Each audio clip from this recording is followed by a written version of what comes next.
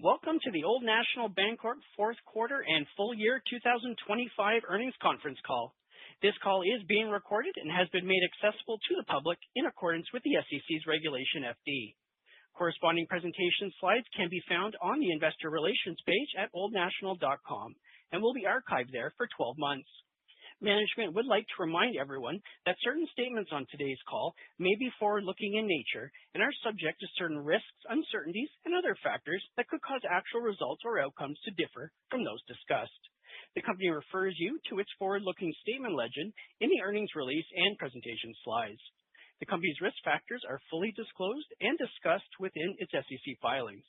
In addition, certain slides contain non-GAAP measures which management believes provide more appropriate comparisons. These non-GAAP measures are intended to assist investors' understanding of performance trends. Reconciliations for those numbers are contained within the appendix of the presentation. I'd now like to turn the call over to Old National's Chairman and CEO, Jim Ryan, for opening remarks. Mr. Ryan. Good morning. Before we get started, I want to congratulate the Indiana Hoosiers for a perfect season and winning the National College Football Championship. You've made our state incredibly proud.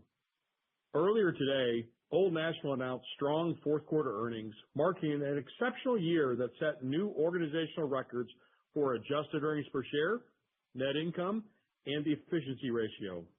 Our 2025 results were driven by a focus on the fundamentals: core deposit growth to support loan expansion, positive operating leverage, disciplined credit management, and healthy liquidity and capital ratios. Once again, we showed our unwavering commitment to shareholders, clients, team members, and communities.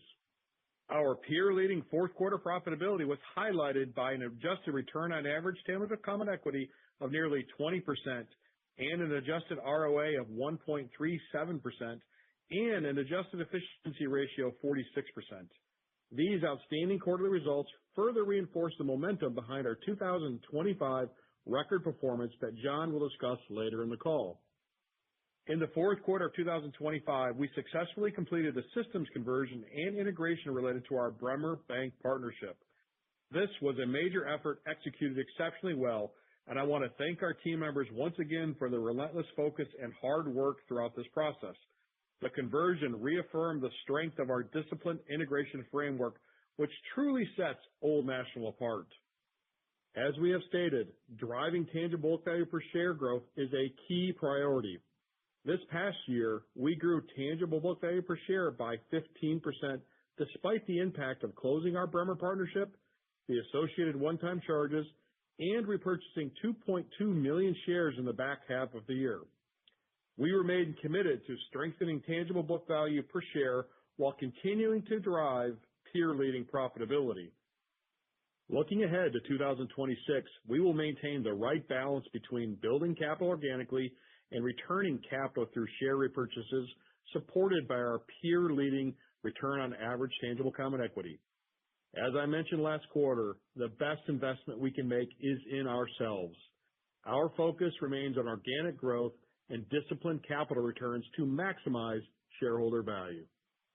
We started 2026 with strong momentum, and we will continue to strengthen our core fundamentals by investing in talent, technology, and client-facing capabilities.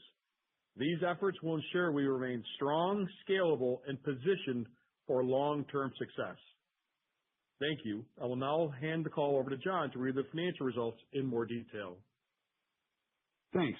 On slide 5, as Jim mentioned, fourth quarter 2025 was a strong finish to a highly successful year, marked by records in adjusted EPS and efficiency, with peer-leading profitability, improvement in already durable credit metrics, and significant capital generation despite closing Bremer, which solidified our position in Minnesota while adding attractive funding in North Dakota. Speaking of our latest partnership, I'd be remiss if I didn't mention that the conversion of Bremer was one of our smoothest and most successful integrations ever. For the quarterly details on slide 6, we reported GAAP 4Q earnings per share of 55 cents. Excluding 7 cents of merger-related expenses, Bremer pension plan termination charges, and the reduction in our FDIC special assessment accrual, adjusted earnings per share were 62 cents, a 5% increase over the prior quarter and a 27% increase year over year. Results were driven by stable margin, better than expected growth in fee income, and well-controlled expenses. Importantly, credit improved with an 8% reduction in total criticized and classified loans and low levels of non-PCD charge-offs. Our profitability profile, as measured by return on assets and on tangible common equity, remained top decile against our peers. Lastly, our capital position has rebuilt quickly with CET1 over 11%, and we grew tangible book value per share over 17% annualized. On slide 7, you can see our quarterly balance sheet trends, highlighting our strong liquidity and capital. Our deposit growth over the last year has continued to keep pace with asset growth, and the loan-to-deposit ratio is now 89%. We grew tangible book value per share by 4% from 3Q and 15% over the last year, even with the impact of the Bremer close and absorbing approximately $140 million of merger charges year to date, while repurchasing 2.2 million shares since we restarted the buyback in the third quarter of 2025.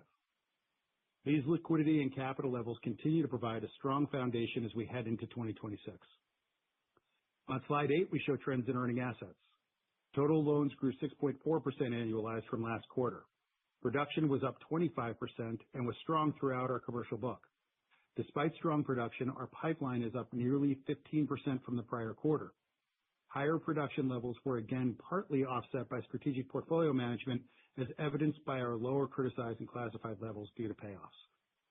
The investment portfolio was essentially unchanged from the prior quarter, with portfolio purchases offset by changes in fair values. We expect approximately $2.9 billion in cash flow over the next 12 months. Today, new money yields are running about 94 basis points above back book yields on securities. The repricing dynamics for both loans and securities combined with loan growth continue to support stable to improving net interest income and net interest margin over the course of 2026, with the first quarter impacted by 2 fewer days. Moving to slide 9, we show trends in deposits. Total deposits increased 0.6% annualized, and core deposits ex-brokered decreased about 3% annualized, primarily driven by seasonally lower public funds balances. Non-interest-bearing deposits grew to 26% of core deposits from 24% in the prior quarter. Our use of brokered deposits increased in alignment with the aforementioned public funds seasonality. Even with that increase, our brokered levels remain below peer levels at 6.7% of total deposits. The 17 basis point linked quarter decrease in our cost of total deposits played out as we expected with Fed cuts and our offensive posture with respect to client acquisition. We achieved an approximate 87% beta on rates in our exception price book in conjunction with the Fed cuts in the quarter. These actions resulted in a spot rate of 1.68% on total deposits at December 31st. Overall, we remain confident in the execution of our deposit strategy, and we are prepared to proactively respond to the evolving rate environment. Slide 10 shows our quarterly income statement trends. As I mentioned earlier, adjusted earnings per share were 62 cents for the quarter, with all key line items in line or better than our prior guidance.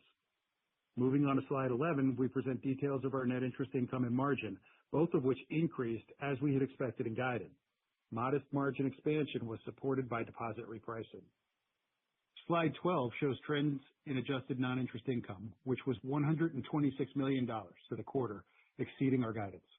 While most of our fee businesses performed in line with our expectations, we again saw better than expected performance within mortgage and capital markets.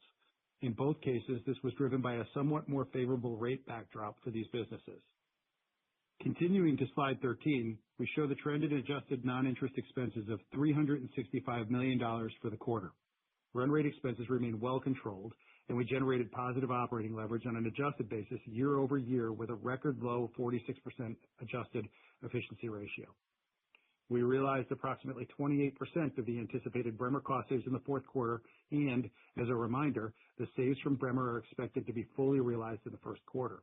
This is reflected in our 2026 guidance, which I'll get to in a few slides. On slide 14, we present our credit trends. Total net charge-offs were 27 basis points and were 16 basis points excluding charge-offs on PCD loans. Criticized and classified loans decreased $278 million, or approximately 8%, and non-accrual loans decreased $70 million, or approximately 12%. This improvement is reflective of the continued focus on active portfolio management. Notably, in our commercial real estate portfolios, we saw upgrades and payoffs exceed downgrades by a 2-to-1 ratio. The fourth quarter allowance for credit losses to total loans, including the reserve for unfunded commitments, was 124 basis points. down 2 basis points from the prior quarter, primarily driven by the decrease in criticized and classified loans. Consistent with the third quarter, our qualitative reserves incorporate a 100% weighting on the Moody's S2 scenario with additional qualitative factors to capture global economic uncertainty. Lastly, given the increased focus on loans to non-depository financial institutions, we'd like to emphasize, as we did last quarter, that our exposure is de minimis. Slide 15 presents key credit metrics relative to peers. As discussed in past calls, we have historically experienced a lower conversion rate of NPLs to NCOs as compared to our peers, driven by our approach to credit and client selection. That continues to be the case, and we remain comfortable around the credit outlook. On slide 16, we review our capital position at the end of the quarter. All regulatory ratios increased linked quarter due to strong retained earnings, partly offset by robust quarterly loan growth and Bremer merger-related charges. On the GAAP capital front, TCE was up about 20 basis points, and tangible book value per share was up 4% linked quarter and 15% year over year. We expect AOCI to improve approximately 11% or $55 million by year end. Our strong profitability profile continues to generate significant capital, which opened the door for capital return earlier this year.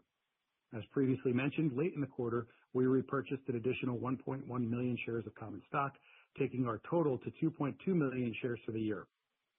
We don't view growing capital and returning capital as mutually exclusive in 2026. Slide 17 includes updated details on our rate risk position and net interest income guidance. NII is expected to increase with the benefit of fixed asset repricing and continued growth. Our assumptions are listed on the slide, but as we do each quarter, we would highlight a few of the primary drivers. First, we assume 2 additional rate cuts of 25 basis points each in 2026, which aligns with the current forward curve. Second, we assume the 5-year Treasury rate at 375 basis points. Third, we anticipate our total down rate deposit beta to be approximately 40%, which is in line with our terminal up rate betas and our 4Q experience. And fourth, we expect non-interest-bearing deposits to remain relatively stable. Importantly, our balance sheet remains neutrally positioned to short-term interest rates. As such, the path of NIM and NII in 2026 will depend on growth dynamics in the shape of the yield curve, the absolute level of the belly of the curve, and continued deposit beta management more than the absolute level of short-term rates. Slide 18 includes our outlook for the first quarter and full year 2026. We believe our current pipeline supports 1Q growth of 3 to 5% and full year loan growth of 4 to 6%. We anticipate continued success in the execution of our deposit strategy and expect to meet or exceed industry growth in 2026 and generally in line with our asset growth. We expect fee income to remain strong given a supportive rate backdrop for mortgage and capital markets, as well as continued progress in wealth management and brokerage. Expense guidance incorporates a full quarter run rate on Bremer cost savings and typical seasonal factors in the first quarter. Other key line items are highlighted on the slide. You'll note that we expect full year results that yield significant growth in earnings per share and again feature positive operating leverage with a peer-leading return profile, good growth in fees, controlled expenses, and normalized credit. In summary, echoing Jim's opening comments, 2025 was exceptionally strong. We completed the core systems conversion and integration associated with our Bremer partnership. That partnership created a leading bank franchise in Minnesota and added valuable funding with good market share in several markets in North Dakota. We compounded tangible book value per share despite closing that deal and advanced our peer-leading return on tangible common equity and efficiency. And we funded our loan growth with deposit growth while improving our already resilient credit metrics. In 2026, we remain focused on organic growth and returning capital to shareholders, investing in ourselves to drive excellence in talent, operations, sales execution, and client-facing capabilities. This will ensure that we will remain strong, scalable, and positioned for long-term success. With those comments, I'd like to open the call for your questions. Thank you. We will now begin the question and answer session. If you would like to ask a question, please press star 1 in your telephone keypad. If you would like to withdraw your question, simply press star 1 again. Your first question today comes from the line of Scott Cyphers from Piper Sandler. Your line is open. Good morning, Scott. Thank you for taking the questions. Let's see. I guess, John, maybe first question for you was something you can maybe help with how you see the the margin trajecting through the year. Just noticed on the sort of the NII walk on slide 17, you've got a much bigger step up in NII in the second half versus what we should see here in the next couple of quarters. Is that a function of sort of timing of asset repricing or your expectations for rate cuts? Just curious as to the nuance in there. Yeah, I think the bigger factor there, Scott, is actually day count, right? So just remember the first 2 quarters of next year, we got a couple less days in each of those quarters. I think when we think about the trajectory of margin in 2026, it's really 4 big factors on that. I think it's growth is number 1, so we're sort of guiding 4 to 6% on that side. The second would be steepness of the curve and how that plays out. So knock on wood, the forwards actually come true. Number 3 would be belly of curve on fixed asset repricing, and then number 4 would be our continued ability to manage beta on the downside, which so far has gone really, really well. And so I think those are the big swings on the margin. Okay, perfect. And then great to see the strong kind of end to the year just in terms of proactiveness of capital management. Maybe just sort of thoughts on pace of share repurchase throughout the year vis-a-vis the 1.1 million that you did in the kind of late in the fourth quarter. Yeah, Scott, I would say this year we plan to be more active than we were last year. We obviously want to make sure we have enough capital to support growth. And then I think our next priority is making sure that we return it back to our shareholders. So we're going to see how the year plays out a little bit, but it would be definitely a more active year in 2026 versus last. Gotcha. Perfect. All right. Thank you guys very much. Appreciate it. Thanks for the call, Scott. Your next question comes from the line of Brendan Nosal from Hovde Group. Your line is open. Hey, good morning, folks. Hope you're doing well. Good morning, Brendan. Maybe just to circle back to the margin, John, totally get your comments on day count. I mean, if we strip out day count factors from margin, because I think you guys use a simple, multiply by 4 to get to your margin presentation, is it fair to say that like a day count adjusted margin is stable, if not a bit grinding higher as we move through the year? Very fair. I think you captured it. Okay. Then maybe moving to the credit side of things. I think if I interpolate the various pieces on the guide for loan growth, charge-offs, and provision, I think it implies a bit of a reduction in your reserve coverage ratio versus loans.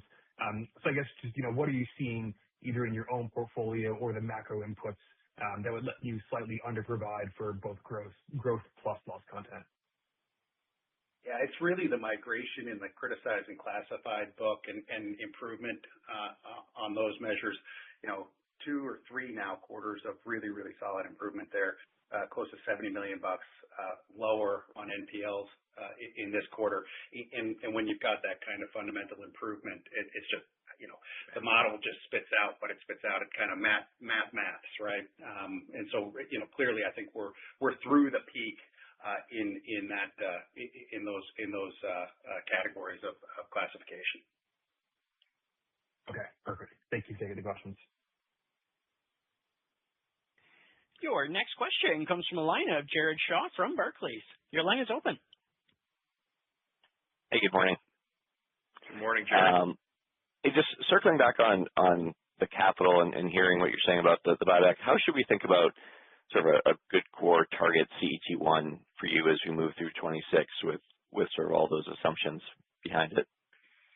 Yeah, Jared, very comfortable with where we are on CET1 today. And Jim said it well, first priority is ensure we've got powder for organic growth, right? But left unchecked, this is going to grow quickly, arguably too quickly, and we're not going to let it go unchecked.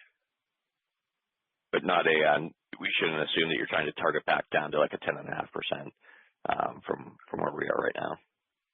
No, I don't think so. Not at this time. And again, I think we said we don't view it as mutually exclusive to grow a little bit of capital and return capital in 2026. Okay. And then I guess shifting to deposits, you had really good growth in DDA on average and end of period, but then you call out sort of a relatively stable balance for 26. How should we think about sort of seasonality, and is that stable as a percentage of deposits, or is that stable as sort of dollars of deposits from here? Yeah, I'm thinking that it's stable as a percentage. We've got some seasonality, obviously, in the public funds book, but other than that, nothing to really talk about on the deposit side in terms of seasonality. Great. Thank you. Your next question comes from the line of Ben Gerlinger from Citi. Your line is open. Hey, good morning. Good morning, Ben. I was wondering if you could talk through the growth a little bit. I know that some of your larger competitors in the area have acquisitions pending, and maybe they're taking their eye off the ball or different markets, or is it just hiring or potentially just kind of deepening relationships with kind of the new Bremer customers? I was just kind of curious, where's the growth coming from, like existing or new areas? Just kind of unpack that a little bit would be helpful. Sure. Good morning, Ben. This is Tim. We're seeing broad-based growth from the C&I middle markets standpoint. We're also seeing enhancements from CRE demand drivers. And we're going to continue to be opportunistic and aggressive from a talent perspective. So we think as the year unfolds and we continue to add talent, that will also help drive consumer sentiment is showing that demand is growing. Gotcha. That's helpful. And then you could think about just kind of the pricing of that. Is there any areas where it's become a little bit more overly competitive, or any geographies where it's just like you're not getting the ROTCE adjusted, so rather not play? Or it's always competitive, so I'm just kind of layering that in. Any thoughts on just pricing within the loan categories or geographies? Yeah, we continue to be very disciplined in our pricing model. Obviously where you see disruption, I think there is opportunity as banks are playing defense with the disruption. But we're being opportunistic in certain high growth markets, but across the board, very disciplined approach to pricing as we look to grow loans. Ben, I reiterate the point that Tim made earlier, and we try to highlight that in our remarks. Our plan is to invest heavily in talent. Tim's been on the ground, about 6 months now, got his feet wet, thinking about, how do we best organize for success and really get after it. And I think that, I think will be like some of our past years where we're going to highlight some real growth in talent. And so we're excited about what that might bring for us. Thank you. Your next question comes from the line of Terry McEvoy from Stephens. Your line is open. Thanks. Good morning, everybody. Good morning. Hey, maybe start with just a question on fees. If I annualize the fourth quarter, it's kind of at the high end of your 2026 outlook, and I'm wondering, is there a bit of conservatism built into your outlook, or maybe mortgage returns to more normal levels? Was hoping to get your thoughts there. Yeah, Terry, there's a little bit of seasonality, obviously, in first quarter on the mortgage line. Mortgage was good last year. I wouldn't say great, but good. We've got a constructive, or more constructive anyway, rate backdrop on that line of business. So I'd say we're cautiously optimistic on mortgage for 26. But what you see in the guide is, if I were going to pick on two places where maybe we've got some upside, it would be mortgage and cap markets, both of which have been really good in the back half of 2025. Yep, agreed. And then as a follow-up, new production yields were 6% last quarter, I think, in the presentation. Could you just run through what's the incremental kind of repricing benefit that you're seeing? And John, could you run through the securities repricing as well? I couldn't write everything down as you were going through your prepared remarks. Yeah, no problem. In total, there's on the loan side, 70 basis points in terms of spread to new yields against the portfolio, about $5 billion of that over the next 12 months. And then on the investment portfolio, $2.9 billion of cash flow over the next 12 months. And those new money yields are 94 basis points above the back book yield. Perfect. Thanks for taking my questions. Thanks, Terry. Your next question comes from the line of Janet Lee from TD Cowen. Your line is open. Good morning. Good morning, Janet. For your securities portfolio, the new money yields of 5%, it seems pretty solid.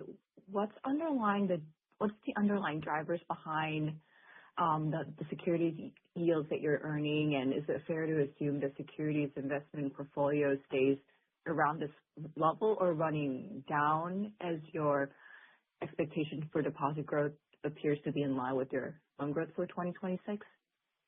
Yeah, I think securities as a percentage of earning assets, or the way that we kind of look at it is cash and securities as a percentage of total assets. And I think that's going to be pretty stable over 2026. So we don't really intend to grow it nor shrink it. I think we'll just continue to invest cash flow. And in terms of where we're going, it's really plain vanilla stuff. I mean, we're targeting kind of a 4 duration, and Mike and his team do a good job managing that for us. So I don't think there's going to be big changes in our securities book. Got it. Thank you.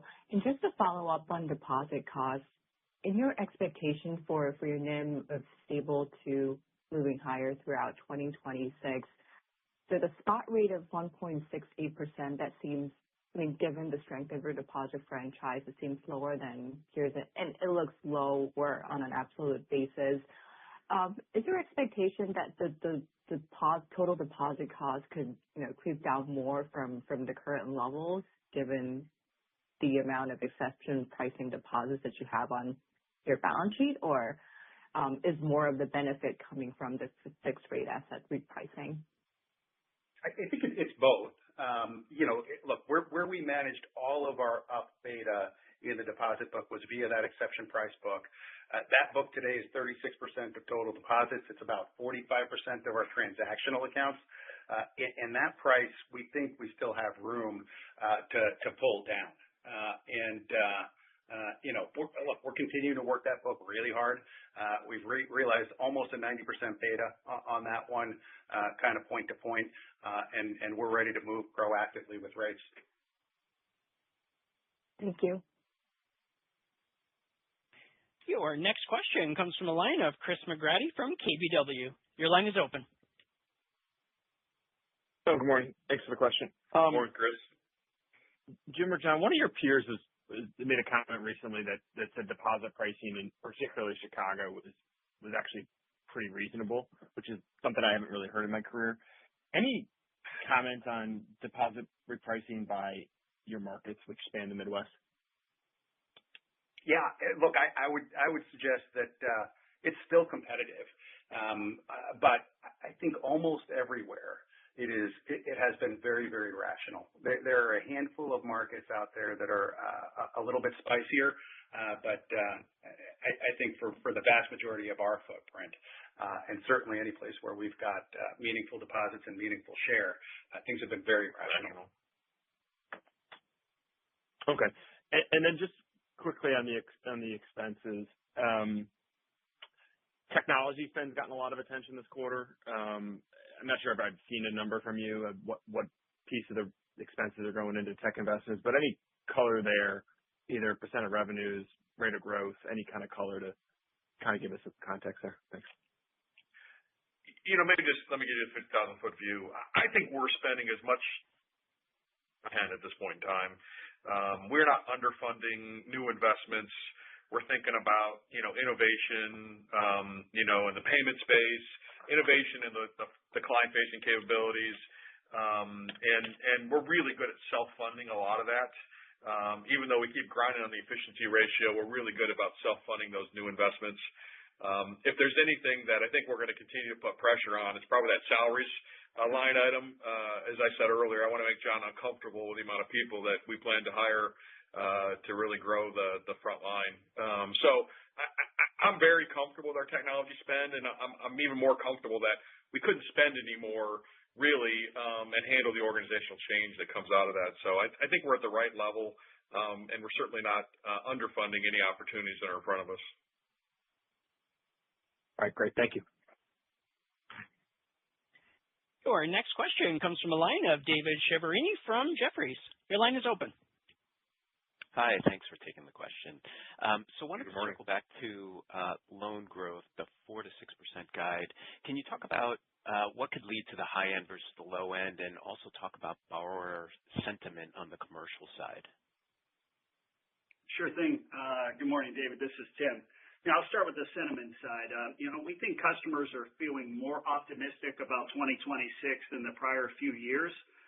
Part of the contributing factors would be lower rates, more experience dealing with tariffs, clarity on the tax bill, and certainly M&A heating up. So we think from a demand perspective, sentiment is driving that higher. As far as some of the factors that could drive the higher end of that, we're seeing middle market C&I picking up. We think our message of being a community bank, very client-centric, is one that plays very well in that space. To continue to build on Jim's comment, talent is a big factor. I think continuing to add bankers strategically in high-growth markets will help drive that. And I think our expansion markets continue to show really good loan growth and opportunity as we continue to build out those teams. Great. Thanks for that. And then on the outlook for M&A, so the Bremer integration has gone well. Can you give us your latest thoughts on your appetite for M&A going forward? Yeah, I think it's like we said last quarter, we're really focused in on investing in ourselves, being a better version of ourselves. I think that's the best return we can provide for our shareholders today is continue to work on ourselves and grow organically. It's just not a focus. It's not something we're spending a lot of time on today. Nothing would make me happier if we finish the year just by being a better version of ourselves.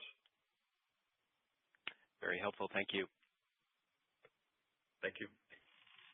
Your next question comes from the line of Jon Arfstrom from RBC. Your line is open. Hey, thanks. Good morning. Good morning. Good to hear from you. Yep. John, the strategic portfolio management that you referenced earlier, how much is left to do there?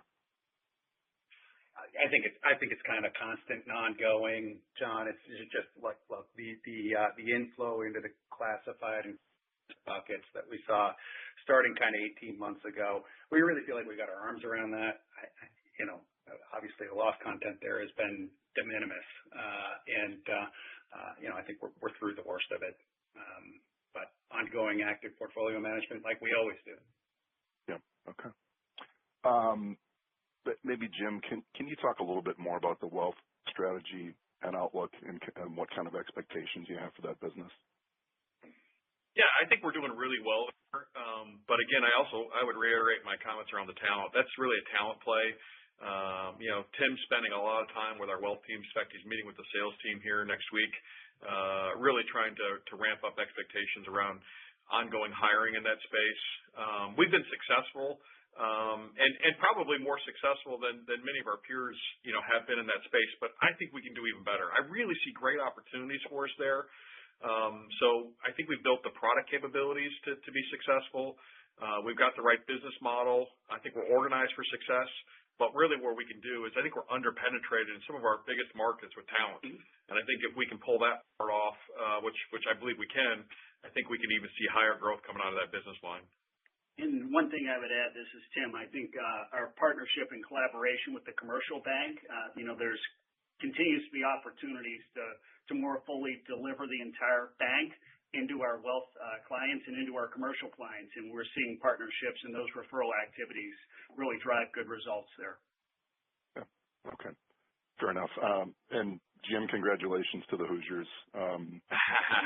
I know you're pushing Moran on expenses, but hopefully there's room for some Hoosier game day water in the budget. I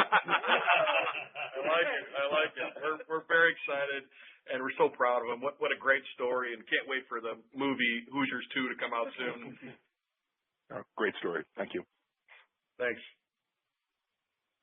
And there are no further questions at this time. I'd like to turn the call back over to Jim Ryan for closing remarks. Thank you all for your support and participation. The team will be available for calls all day today. Thanks so much. Go Hoosiers. This concludes Old National's call. Once again, a replay along with the presentation slides will be available for 12 months on the Investor Relations page of Old National's website, oldnational.com.